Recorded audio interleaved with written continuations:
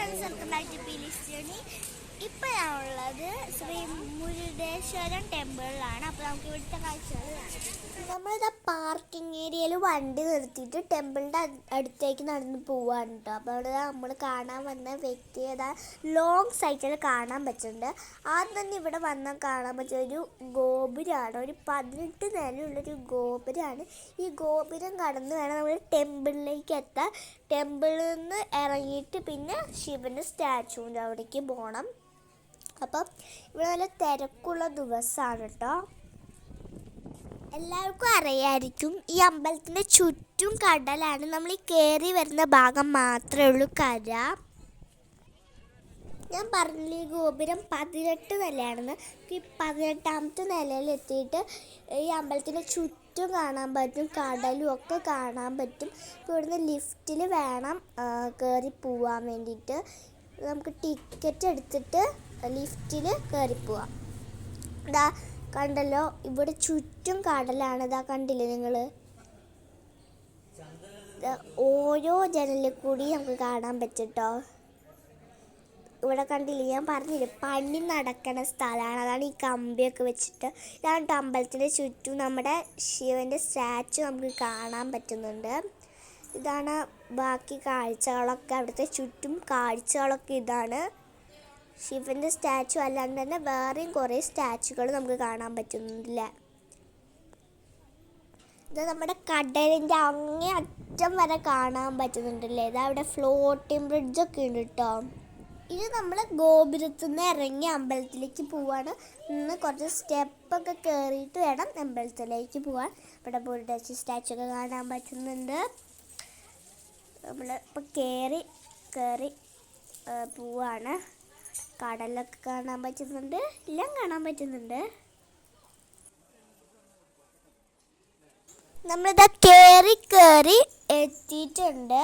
ഇത് ഓരോരുത്തർ ഫോട്ടോയും വീഡിയോ ഒക്കെ എടുക്കുന്നുണ്ട്. ഇതാണ് കേട്ടോ അമ്പലം. ഇനി നമുക്ക് അമ്പലത്തിൻ്റെ ഉള്ളിലേക്ക് കയറാം. ഇതാണ് കേട്ടോ അമ്പലത്തിൻ്റെ ഉള്ളിലെ വിഷ്വൽസ് എന്ന് പറയുന്നത്. ഇവിടെ വഴിപാടിനൊക്കെ കൊടുക്കാം. ഇവിടെ നിന്ന് നമുക്ക് ശിവൻ്റെ സ്റ്റാച്ചു കാണാൻ പറ്റും കേട്ടോ.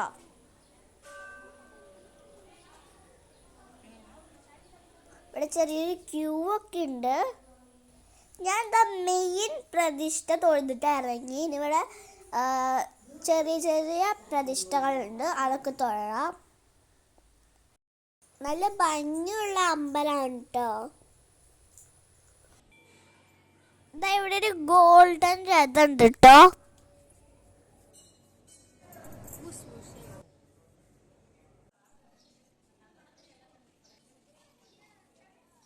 അമ്പലം മൊത്തം ചുറ്റിയിട്ട് ഇനി പുറത്തേക്ക് പോവാണ്. നമ്മളിപ്പോൾ സ്റ്റാച്ചുവിൻ്റെ അടുത്തേക്ക് പോവാണ്. അമ്പലത്തിൽ നിന്ന് വേറൊരു വഴിയാണ് കേട്ടോ സ്റ്റാച്ചു അടുത്തേക്ക് പോവാം. ഇവിടെ ഒരു ഗേറ്റൊക്കെ ഉണ്ട്. നമുക്ക് സ്റ്റാച്ചുവിൻ്റെ അടുത്തേക്ക് പോവാം.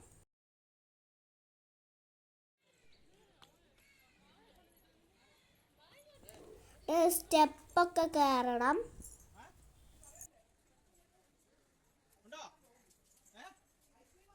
നമ്മൾ സ്റ്റെപ്പ് കയറി പോവുകയാണ് ഗൈസ്.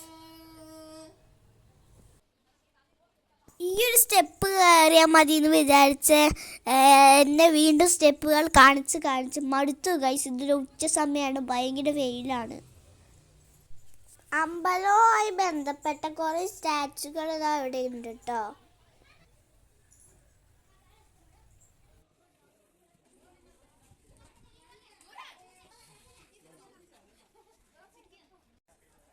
അങ്ങനെ നമ്മൾ മുരുടേശ്വര സ്റ്റാച്ചുവിൻ്റെ അടുത്ത് എത്തിയിട്ടോ. മുരുടേശ്വരൻ്റെ മുന്നിൽ ഇതാ ഒരു നന്ദികേശ്വരുണ്ട്. സാധാരണ സ്റ്റാച്ചുകളുടെ ഉള്ളിലേക്ക് നമുക്ക് കയറാൻ പറ്റില്ല, പുറത്തുനിന്ന് കാണാനേ പറ്റുള്ളൂ. പക്ഷേ ഈ മുരുടേശ്വര സ്റ്റാച്ചുവിന് താഴെ എന്തൊരു അമ്പലം പോലെ സെറ്റ് ചെയ്തിട്ടുണ്ട്, നമുക്ക് കയറി കാണാൻ പറ്റും. അപ്പോൾ നമുക്ക് ഇതിൻ്റെ ഉള്ളിലേക്ക് കയറി കാണാം. ഈ ഒരു ഭാഗത്തിന് ഭൂകൈലാസ കേവ് എന്നാണ് കേട്ടോ അറിയപ്പെടുന്നത്. ഈ അമ്പലം എങ്ങനെ ഇവിടെ ഉണ്ടായെന്നുള്ള ഒരു ഐതിഹ്യമാണ് ഈ കേവിൻ്റെ ഉള്ളിലുള്ളത് കേട്ടോ. ഈ അമ്പലവുമായി ബന്ധപ്പെട്ട കഥ ദാ ഇവിടെ ഇതുപോലെ ഉണ്ടാക്കി വെച്ചിട്ടുണ്ട്. ഇത് കണ്ടു തീരുമ്പോൾ തന്നെ നമുക്ക് മനസ്സിലാവും ഈ അമ്പലം അങ്ങനെ ഉണ്ടായെന്ന്. അതുകൂടാതെ ഈ അമ്പലത്തിൻ്റെ കഥ സ്പീക്കറിലൂടെ വെച്ചിട്ടുമുണ്ട്. നമ്മളിപ്പോൾ ഈ നടക്കുന്നില്ലേ, നമ്മുടെ തലയുടെ മുകളിലാട്ടോ മുരുടേശ്വരൻ ഇരിക്കുന്നത്. അങ്ങനെ നമ്മൾ മുരുടേശ്വരൻ്റെ കഥകൾ കണ്ട് പുറത്തിറങ്ങി കഴിഞ്ഞാൽ നമ്മൾ മുരുടേശ്വരൻ്റെ തൊട്ടടുത്തെത്തുട്ടോ. അങ്ങനെ നമ്മൾ മുരുടേശ്വരൻ്റെ തൊട്ടടുത്തെത്തി. നമുക്ക് മുരുടേശ്വരനെ ചുറ്റി കറങ്ങിയിട്ട് നമുക്ക് കുറച്ച് സെൽഫിയൊക്കെ എടുത്തൊന്ന് സെറ്റ് ആവാട്ടോ. ഇവിടെ നോക്കിയാൽ നല്ല ഭംഗിയിൽ കടലും കാണാട്ടോ.